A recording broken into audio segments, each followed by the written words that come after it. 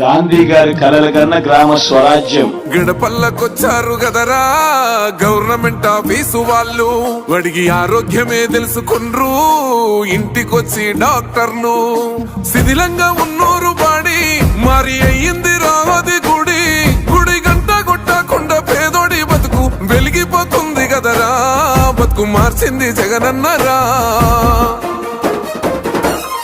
ఏం తక్కువ చేసిండురా రాజన్న కొడుకు, కోరి పథకాన్ని పంపిండురా పేదింటి వరకు. ఏం తక్కువ చేసిండురా జగనన్న మనకు, వైసీపీ జెండెత్తి పోదామురా ఆ గెలుపు కొరకు.